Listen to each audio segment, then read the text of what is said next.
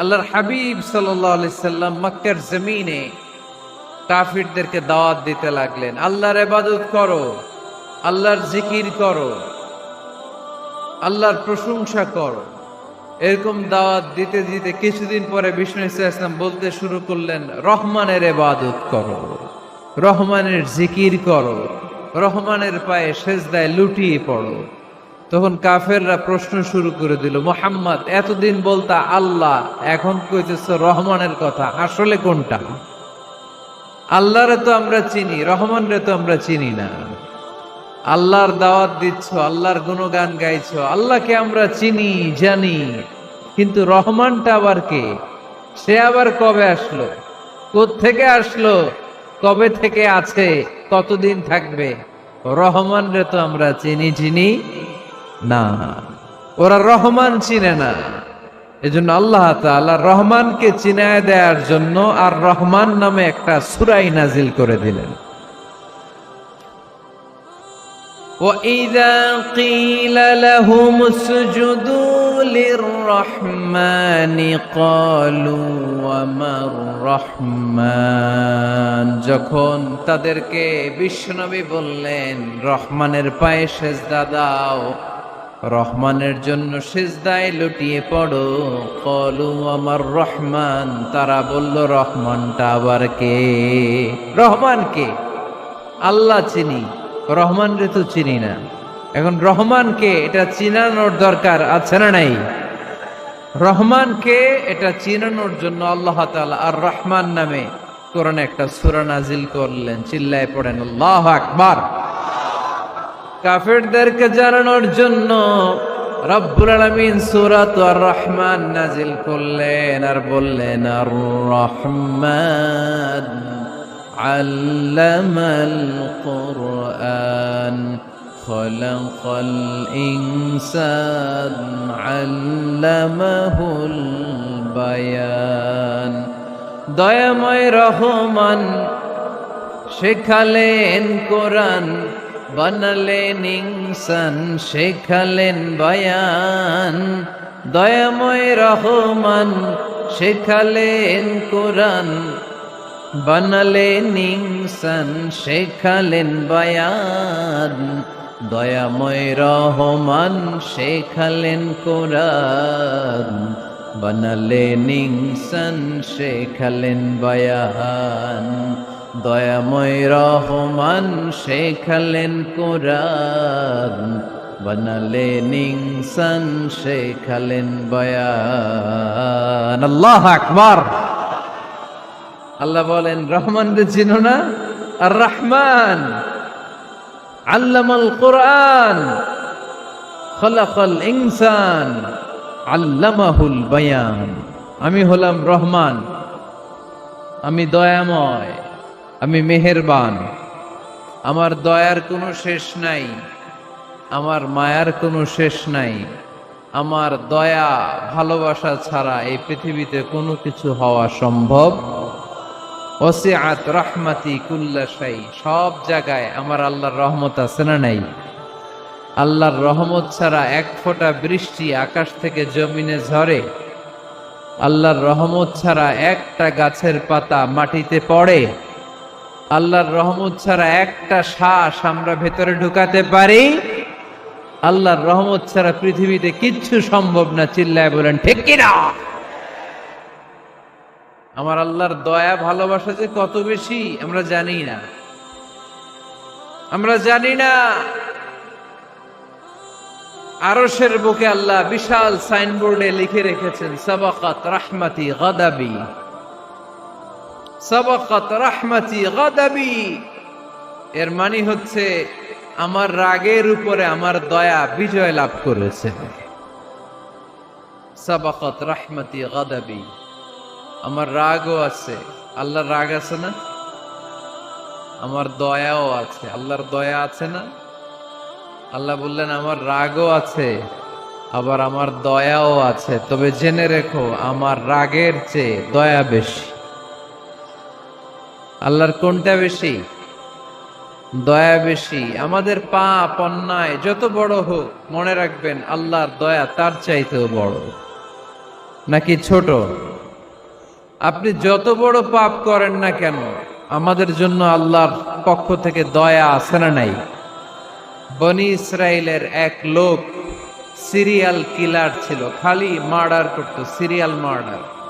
একটা, দুইটা, তিনটা, 10টা, 5টা করতে করতে করতে করতে 99টা মার্ডার করেছে। কয়টা? এই এলাকায় আছে নাকি এরকম কেউ?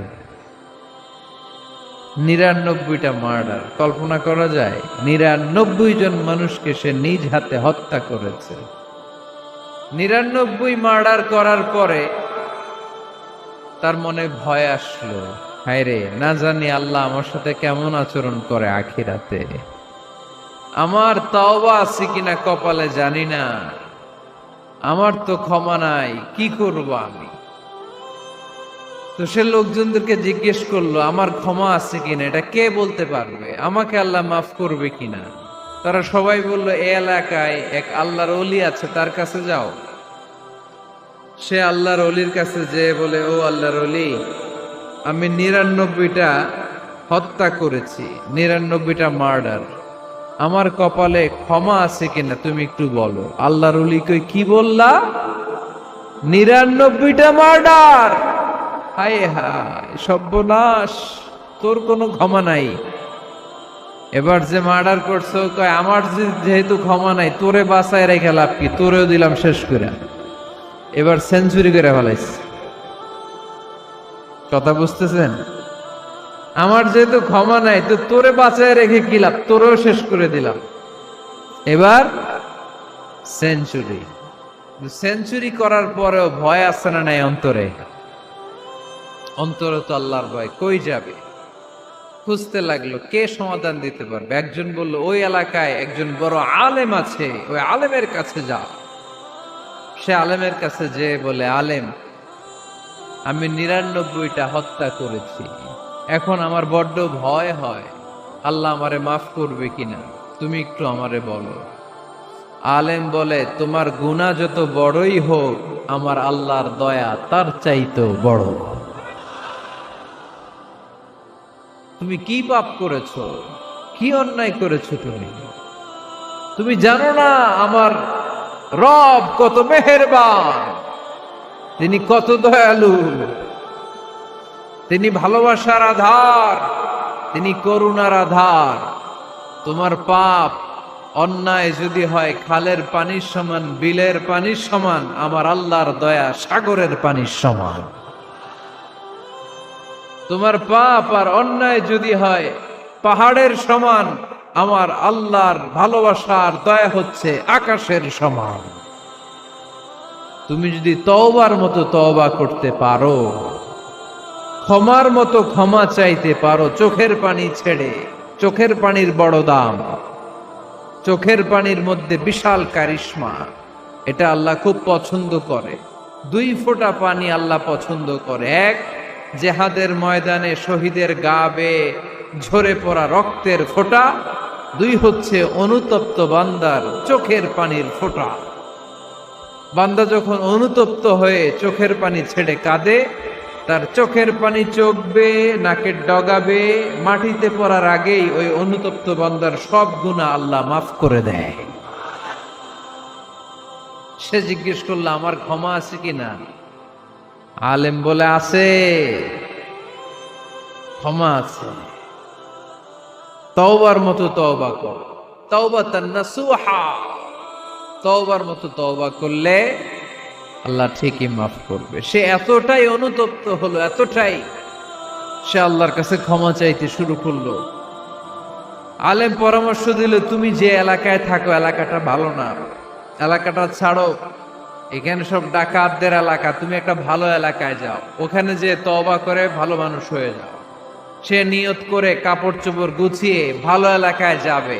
ঘর থেকে বেরোয়ার সাথে সাথেই মালাকুল মাউত চলে আসছে, তার রুহু কবজ করে ফেলছে। এখন রুহু কে নিয়ে যাবে? ফাজাআত মালাইকাতুর রাহমা ওয়া মালাইকাতুল আযাব, রহমতের ফেরেশতারাও আসছে, আযাবের ফেরেশতারাও আসছে। রহমতের ফেরেশতারা বলে, না না, সে তওবার নিয়ত করেছে, যদিও তওবা করতে পারে নাই, যদিও ভালো এলাকায় যেতে পারে নাই, তওবার নিয়ত করেছে, অনুতপ্ত হয়েছে, ক্ষমা চাওয়ার চিন্তা করেছে, আমরা তার রূহ নিয়ে ইল্লিনে রেখে দেব। আযাবের ফেরেশতারা বলে, না না, ৯৯টা হত্যা করার পরে আরো একটা হত্যা করে সেঞ্চুরি করেছে, এখনো তো ভালোভাবে তওবা করতে পারে নাই, তার রূহটা নিয়ে আমরা সিজ্জিনের ভেতরে ঢুকায় দেব। দুই দল ফেরেশতার মারামারি, এ বলে আমরা নিব, এ বলে আমরা নিব। ঝগড়া আছে না নাই? আল্লাহ বললেন, রাখো রাখো, ঝগড়ার দরকার নেই। এক কাজ করো, যেখানে মারা গিয়েছে ওইখান থেকে ফিতা দিয়ে মাপতে শুরু করো। ভালো এলাকাটা যদি কাছে হয় জান্নাতের ফেরেশতারা নেবে, খারাপ এলাকা যদি কাছে হয় জাহান্নামের ফেরেশতারা নেবে। খারাপ এলাকা তো একেবারেই কাছে, ঘর থেকে বের হওয়ার সাথে সাথে মৃত্যু হয়েছে। আর ভালো এলাকা তো অনেক দূর। আল্লাহ জামিনটারে আদেশ দিলেন, জামিন, এই অনুতপ্ত বান্দার জন্য তুই ভালো এলাকাটা কাছে চলে আয়। ভালো এলাকাটার জামিনটা তুই সংকুচিত হয়ে যা। যদিও ঘর থেকে বের হয়েছে একেবারে কাছে, খারাপ এলাকা হাজার হাজার মাইল দূরে চলে যা। ফিতা দিয়ে মাপ দিয়ে দেখে, সর্বনাশ, ভালো এলাকাটা তো একেবারেই কাছে, খারাপ এলাকাটা অনেক দূরে। আল্লাহর ফয়সালা অনুযায়ী রহমতের ফেরেশতারা তার রূহকে নিয়ে জান্নাতের ভেতরে ঢুকিয়ে দিয়েছে। ৯৯টা হত্যা করার পরে আরো একটা হত্যা করে সেঞ্চুরি, ১০০টা খুন করছে। আপনি কয়টা করছেন? আমি কয়টা করছি? তো ১০০টা খুন করে যদি ও মাফ পেতে পারে আমার আল্লাহর কাছ থেকে, আমরা কি ক্ষমা পেতে পারি না? ওর পাপের কাছে আমাদের পাপ